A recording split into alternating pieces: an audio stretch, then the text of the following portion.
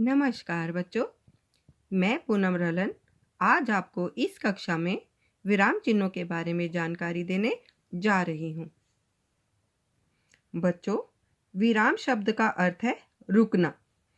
जब हम अपने भावों को भाषा के द्वारा व्यक्त करते हैं, तब एक भाव की अभिव्यक्ति के बाद कुछ देर रुकते हैं। यह रुकना ही विराम कहलाता है। इस विराम को प्रकट करने हेतु जिन चिन्हों का प्रयोग किया जाता है वे विराम चिन्ह कहलाते हैं।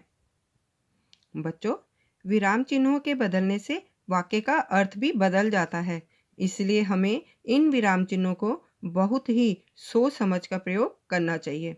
आओ एक उदाहरण से समझाती हूँ। यहाँ पर एक वाक्य दिया है, उसे रोको मत, जाने दो। यहाँ पर अल्प विराम मत के बाद लगा है, तो यहाँ पर मेरा ये भाव प्रकट हो रहा है कि उसे रोको मत, उसे जाने दो। इसका मतलब हम उस जाने वाले व्यक्ति को रोकना नहीं चाहते।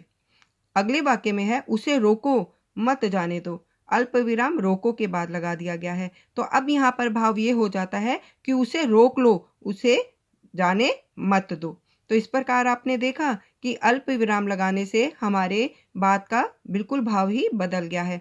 तो इस प्रकार हमें विराम चिन्हों का प्रयोग बहुत सोच समझकर और ध्यानपूर्वक करना चाहिए। आइए अब मैं आपको कुछ मुख्य विराम चिन्हों के बारे में जानकारी देती हूँ। बच्चों, सबसे पहला विराम चिन्ह है पूर्ण विराम। जैसे कि आप देख ही रहे हैं, ये एक खड़ी पाई होती है। जहाँ वाक्य पूर्ण होता है वहाँ पूर्ण विराम चिन्ह का प्रयोग किया जाता है। जैसे मोहन पुस्तक पढ़ रहा है, मेरी बात खत्म हो गई, इसलिए मैंने यहाँ पे पूर्ण विराम लगा दिया। वह फूल तोड़ता है। दूसरा है अर्ध विराम। जहाँ अल्प विराम की अपेक्षा कुछ ज्यादा देर तक रुकना हो, वहाँ अर्ध विराम चिन्ह का प्रयोग किया जाता है। सूर्य उदय हो गया, अंधकार ना जाने कहाँ लुप्त हो गया। तीसरा है अल्प विराम। पढ़ते अथवा बोलते समय बहुत थोड़ा रुकने के लिए अल्प विराम चिन्ह का प्रयोग किया जाता है। यह अलग अलग जगह पर भी किया जाता है। जैसे एक जैसे कुछ नाम लेने के लिए, जैसे सीता, गीता और लक्ष्मी। ऐसे ही कुछ वाक्यांशों को जोड़ने के लिए भी इसका प्रयोग किया जाता है। वह सुंदर स्थल जो आप देख रहे हैं बापू की समाधि है। विस्मयादिबोधक चिन्ह, ये एक खड़ी पाई होती है और इसके नीचे एक चिन्ह होता है। विस्मय, हर्ष, शोक, घृणा आदि भावों को दर्शाने वाले शब्द के बाद अथवा कभी कभी ऐसे वाक्यांशों या वाक्य के अंत में भी विस्मयादिबोधक का चिन्ह प्रयोग किया जाता है। जैसे हाय, वह बेचारा मारा गया, वह तो अत्यंत सुशील था, बड़ा अफसोस है। प्रश्नवाचक चिन्ह। प्रश्नवाचक वाक्यों में अंत में प्रश्नवाचक चिन्ह का प्रयोग किया जाता है। किधर चले, तुम कहाँ रहते हो। निर्देशक चिन्ह, इसका प्रयोग विषय विभाग संबंधी प्रत्येक शीर्षक के आगे वाक्यों, वाक्यांशों अथवा पदों के मध्य विचार अथवा भाव को विशिष्ट रूप से व्यक्त करने हेतु प्रयोग किया जाता है।